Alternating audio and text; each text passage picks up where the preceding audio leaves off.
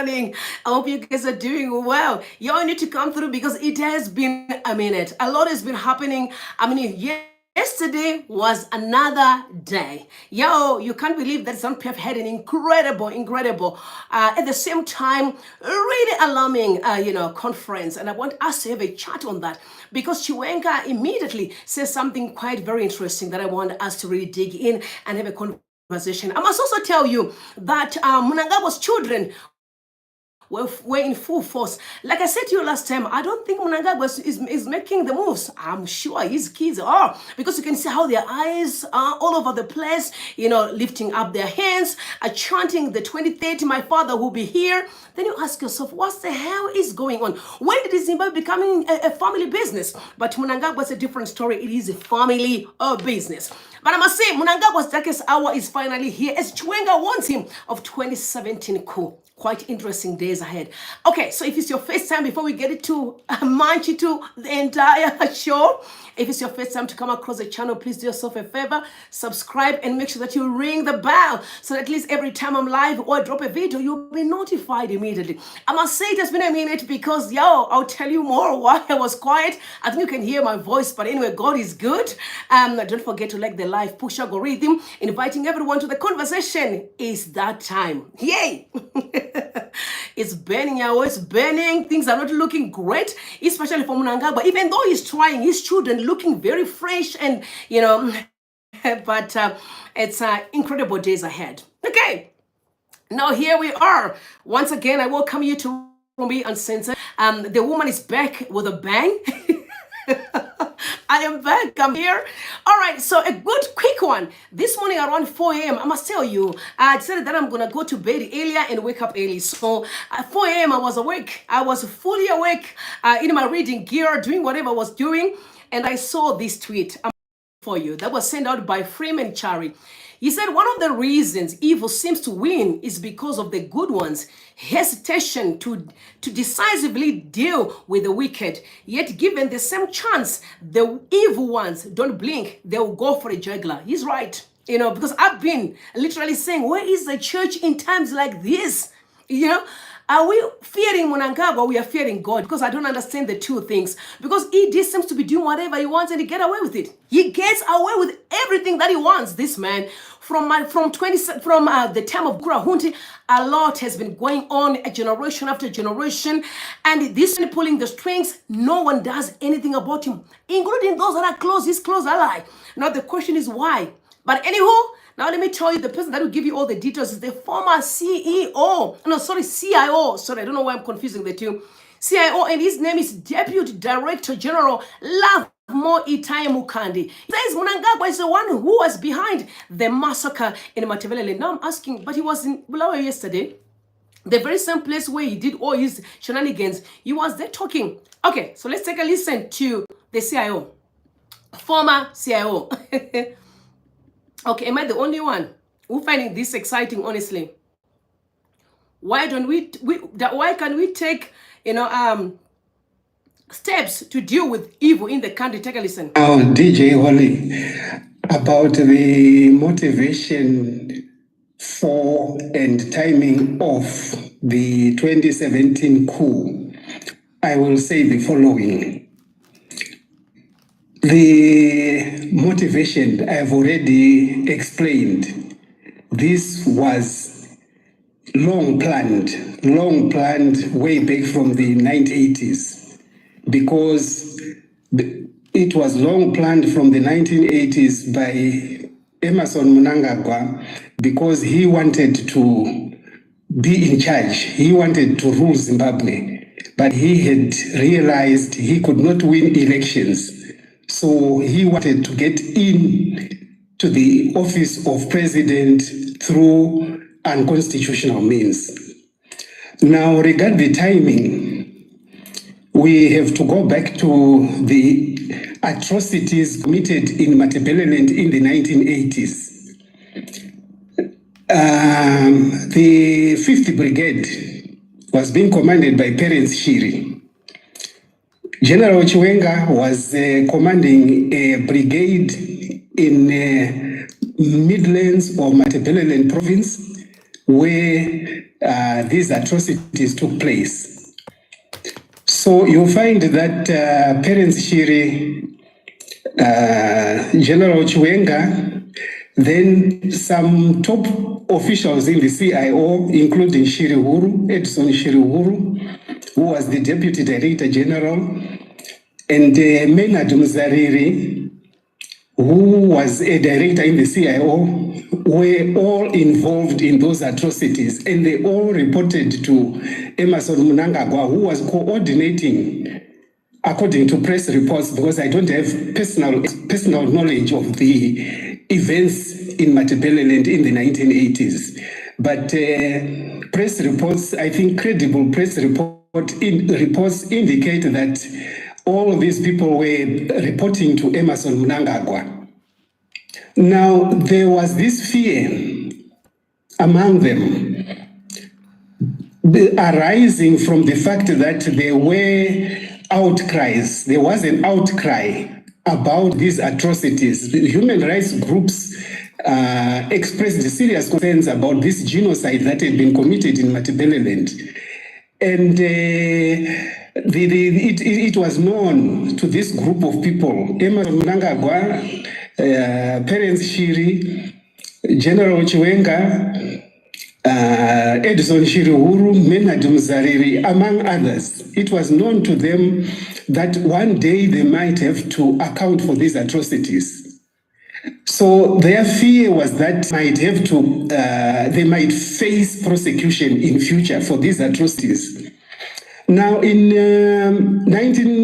2017, I believe that President Mugabe, because of old age and because of being unwell, felt that the time had come for him to relinquish power and hand over to a chosen successor.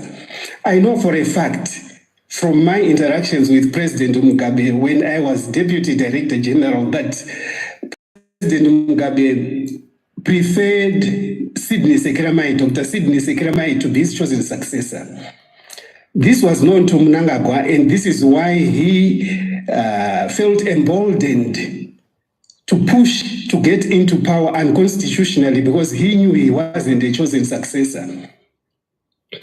So in 2017, I believe President Mugabe was about to hand over power to a chosen successor. These people who had been involved in atrocities in Matabeleland were worried. They knew this is what was about to happen. They knew this is what They knew this is what was about to happen. They feared that if power was handed over to somebody they did not trust to protect them once in office, then they would be in serious trouble, because they would have to be accountable. They would have to face prosecution for those atrocities committed in Matabeleland. So I believe this is the reason. This is the reason for the timing of that November 2017 coup, to preempt the handover of power to somebody that Mnangagwa and company did not trust to protect them once they got into power. So I believe this is what motivated the 2017 coup, so that President Mugabe would not hand over power to somebody who might end up prosecuting Mnangagwa and company for the atrocities they had committed in Matabeleland.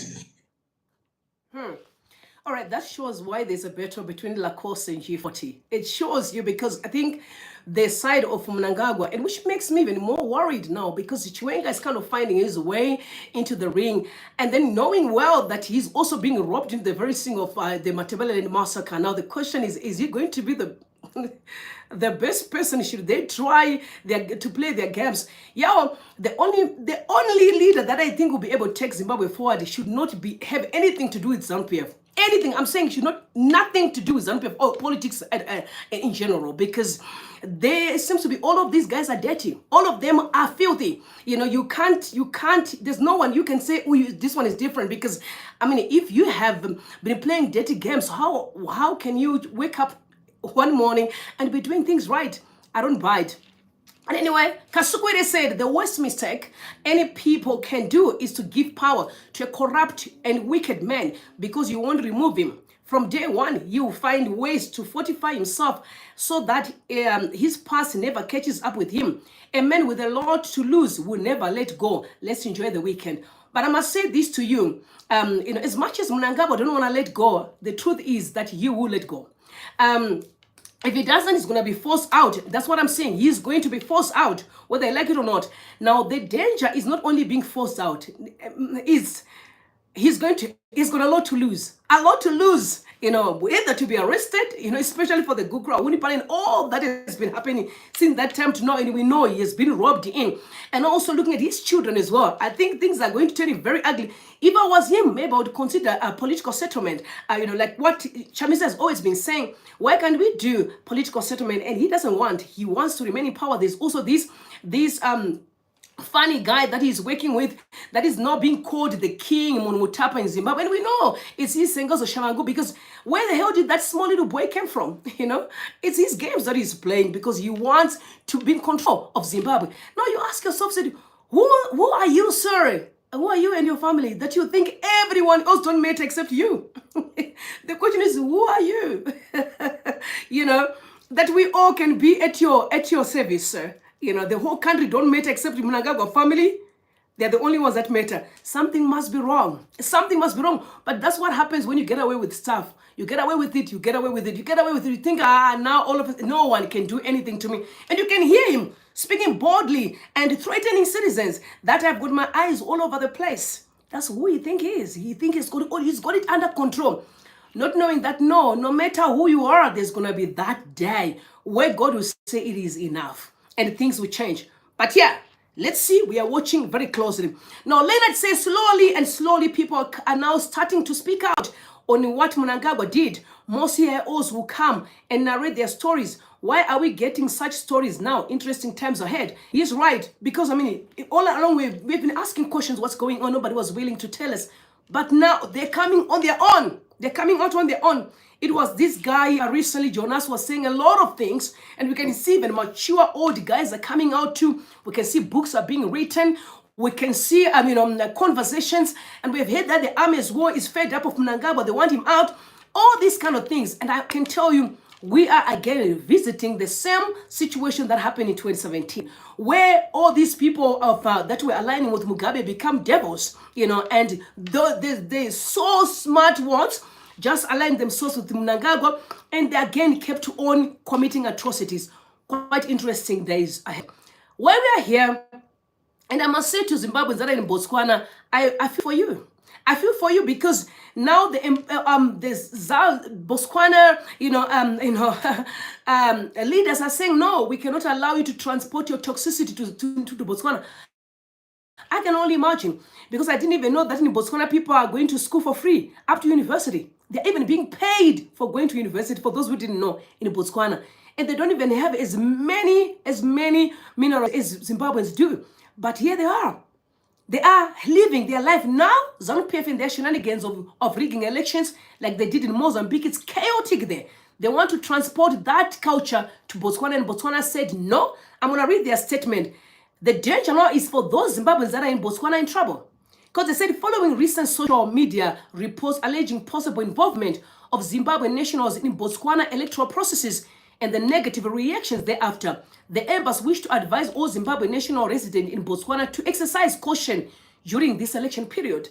The embassy has been assured by the Botswana police services that all law-abiding citizens, including Zimbabwe, should not fear to go about their daily routine during the electoral period, because there are speculations that they were going after Zimbabweans who are in Botswana because of ZANU-PF and their culture of rigging election. Want to cause mayhem, confusion in the space where people were happy, they had peace. I don't understand why Mnangagwa can't learn, because Masisi knows the right thing, but when he gets into Zimbabwe, you pretend like he doesn't know. He sees Mnangagwa doing all these evil things and doesn't even rebuke him. I don't know what kind of friendship is that. Anyway, Vusi Tembekwayo, he said history is clear. It is clear. In the final analysis, the people always win.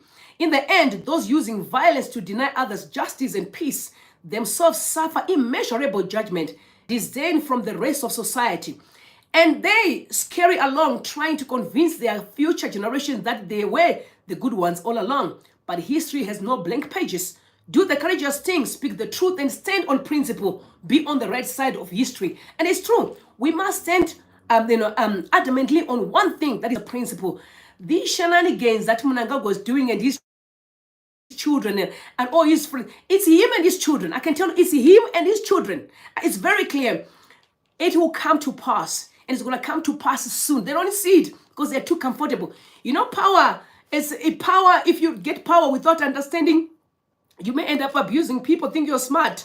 And I know why they can't let go. The lifestyle they're living is their control. I mean, they can escape from all these committing atrocities. They get away with it. People worship them, bootlicking. You know what I'm saying? Now they try not to leave the office. Quite interesting days. Now, Jefferson Muswere, the Minister of Information, he said that there is no vacancy in the State House. That's what he said. But I must say that there's been a vacancy all along, because we don't see anything that's benefiting Zimbabweans except all these dirty games. You guys hijacked the election last year, hoping that by now you have to be building the country. But we are back again to the election mode. Every day to Zimbabweans is an election day. So for me, it's like the State House is empty. Because if we had a leader in the State House, we won't be talking about what we are discussing now. We'll be actually talking about success in the country. But no, we are still stuck with the elections, in the election mood like never before. And you also know that Chiwenga now is moving around with his own water. And I agree, he's bringing his own bottle, which caused a bit of a stir on social media. People saying, why can't he just drink the water that is in front of him?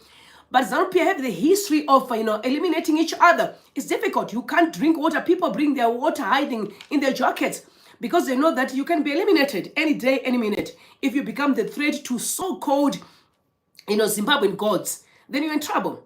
All right. And Lynn said he came via the coup d'etat. He failed to unite Zimbabweans.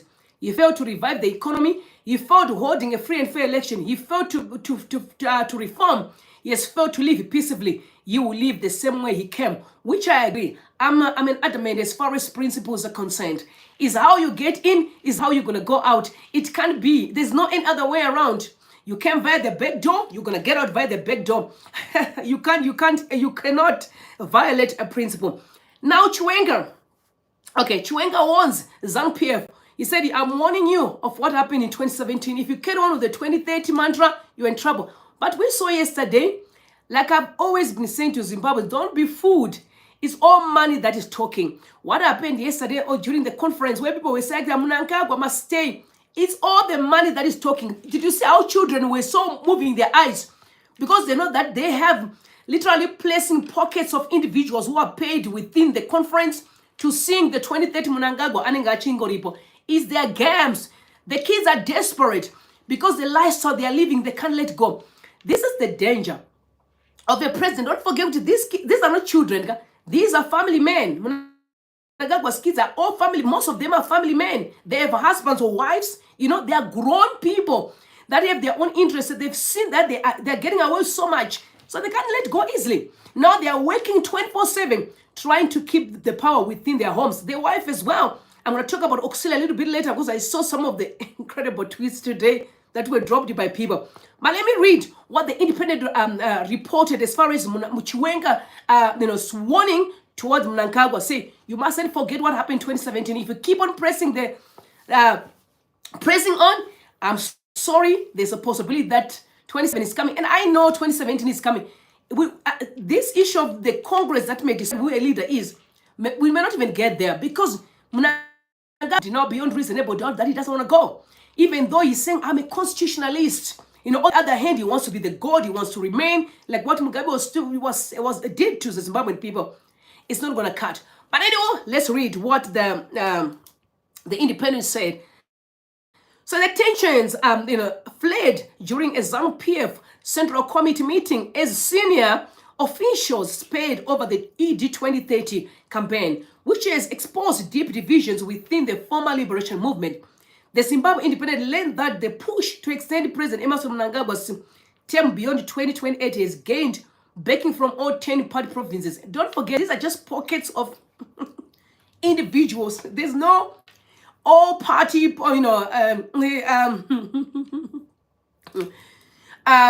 provinces. There's nothing like that. It's pockets of people. will just be placed. You get the money, you're just going to scream and shout because you need to wait for the month that you got. That's why they've worked so much to keep people in poverty so that they can manipulate and abuse. It's very sad. So with a resolution expected to be endorsed at this weekend's National People's Conference in Bulawayo. However, the resolution must be brought before a Congress scheduled for 2017. Before implementation, the party can also call on 2027, yes. Before implementation, the party can also call for an extraordinary Congress. It means because of this pushing of Mnangagwa, the 23rd, that he says is too loud, there can be an early Congress, maybe to endorse it, which I know that will never happen. The culpable is seen as NPF officials gathered at the party headquarters in a rally for the General Committee meeting on Wednesday. So the ED20 campaign has stirred divisions within the party, despite Mnangagwa's repeated assertions that he is the constitutionalist committed to stepping down when his term expires in 2028. The tensions between Mnangagwa and his deputy Constantino Chiwenga have escalated as the push for the term extension gathered momentum. The issue was discussed for more than 2 hours at the Central Committee meeting, the ruling party's highest decision-making body outside an elective Congress. Concerns about internal fighting are surfaced, especially after a report by the party's national political commissar, Nyarad Machacha, pointed to factionalism. According to the Central Committee members who attended the meeting, Chiwenga, in his comments, urged the party to avoid the disunity that had characterized events leading up to the 2017 military interventions that alters the late Robert Mugabe. Which means Mnangagwa, if he keep on pushing, the army don't have a place. I don't even want to say if, because we know he's pushing. And I'm also very sure that there are already plans to make sure that that won't happen. And remember, the army was also, ignored last year during the election thing when Mnangagwa had his own party. What was the name? It was called Force. Yes. he just kind of sidelined the army so that he could play his games. Guys, it's like Zimbabweans are foolish people who don't think, as far as Mnangagwa's rule is concerned. He thinks like everyone else don't even matter except him. Even his kids. I worry every time I think about them, like these kids don't even know what's coming for them. They don't see it. They're way too comfortable. Anyway, also the Newsday reported that ED 2030 slogan spoils ZANU-PF Indaba, so it caused a bit of a mess. Then the conference, again, Chiwenga was very much just collected, acting like it doesn't see. But the wife could not hide it. You could see that she was like, this is nonsense. She was too serious. But again, I know she's playing a huge role in terms of how Chiwenga is kind of making the moves in their political arena. Quite interesting, once again, days ahead. The water issue that I told you, that Chiwenga said, I'm no longer drinking the water from these people. I'm bringing my own stuff and I can do my own things. I don't want to hear what you guys think in the comment section, but I can tell you, things are not going to be okay. Like I said, I'm more worried about Mnangagwa's kids because, guys, you see what's going on in Zambia? If you see what's going on in Zambia with Lungu, that the kids are, you losing everything. The father's losing, the mother's losing, the kids are losing. It's coming to Zimbabwe very soon. And it's going to be an embarrassment. That lifestyle, concubines, it's all going to die a natural death. Because Zimbabweans are not that dumb. People want to see this country moving forward. So guys, tell me what you think in the comment section. I'm going to come a little bit later on. It's a lot going on the streets. And I can see, but I need to talk about Auxilia a little bit later in the afternoon, guys. Have a good day. And I'll see you a little bit later on. Guys, I know it's very early in the morning. And some of you slept in the bar. You know what I'm saying? But anywho, I'll see you later. And bye for now.